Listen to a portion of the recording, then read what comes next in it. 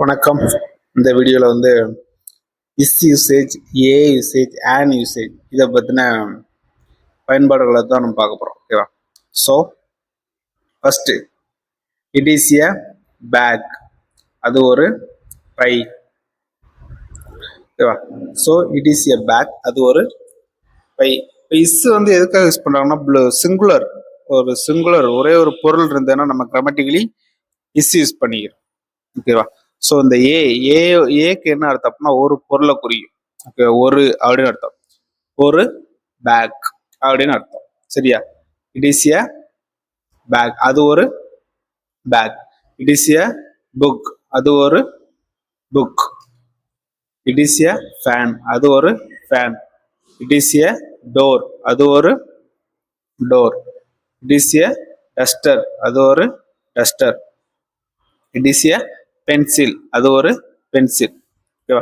இப்போ இட்டுனா அது, இஸ்ஸுனா ஒரு பொருளை மட்டும் குறிக்கும். ஓகேவா? இஸ் அப்படிங்கிறது ஒரு பொருளை மட்டும் குறிக்கக்கூடிய ஒன்று. ஓகேவா? ஸோ நெக்ஸ்ட் இது புரிஞ்சுதா? Okay, next it is an apple. It is an apple. இங்க ஏன் ஆன் போட்டிருக்காங்க?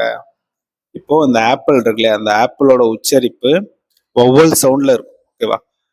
வவல்ஸ் ப்ரொனவுன்சியேஷன், அதாவது ஆப்பிள் சவுண்ட் வருதா, அப்போ இந்த வவல் சவுண்டு, வவல்ஸ் உச்சரிப்பு வந்ததுன்னா நம்ம என்ன போட்டுக்கிறோம்? ஆன் போட்டுக்கிறணும். ஓகேவா? ஆன் போட்டு. இப்போ கான்சனன்ட் சவுண்ட் வந்ததுன்னா நம்ம என்ன போட்டுக்கிறோம்? ஏ போட்டுக்கிறணும். ஓகேவா? இப்போ ஏ பால், எதுக்காக இங்க ஏ போட்டிருக்காங்க? ஏன்னா இந்த பால் உச்சரிச்சு பாருங்க, பா பா சவுண்ட் வரும். பால். கேட், இக்கு சவுண்ட் வரும், இக்கு சவுண்ட் வரும். கேட். இங்க அதே தான். It is a dog. ஏன் ஏ போட்டிருக்காங்கன்னு தெரியுது இல்லையா? இஸ் எதுக்காக யூஸ் பண்றாங்கன்னு தெரியல. ஏன்னா சிங்குலர், ஒரே ஒரு பர்சன், ஒரு திங்க், ஒரு பொருளை குறிக்கணும்னாலோ நம்ம என்ன யூஸ் பண்ணிக்கிறோம்னா இஸ் யூஸ் பண்ணிக்கிறோம். ஓகேவா? It is a goat, it is a hen, it is a ink pot, it is a fan, it is an elephant. எதுக்கு ஆன் யூஸ் பண்றீங்கன்னு தெரியல இல்லையா? அந்த ஈ இருக்கு இல்லையா, E sound, the vowel sound இருக்கு இல்லையா, அதனால என்ன யூஸ் பண்றீங்க அப்படின்னா ஆன் யூஸ் பண்றீங்க. ஓகேவா? ஸோ இப்போ என் டவுட் இருக்கா? இஸ் எதுக்காக யூஸ் பண்ணணும், ஆன் எதுக்காக யூஸ் பண்ணணும், எல்லாமே தெரிஞ்சிருச்சு இல்லையா? இப்போ ஆன் நம்ம ரீகால் பண்ணிக்கலாம். An apple, an apple. a ball, a cat, a dog, an elephant, a fan, a goat, a hen.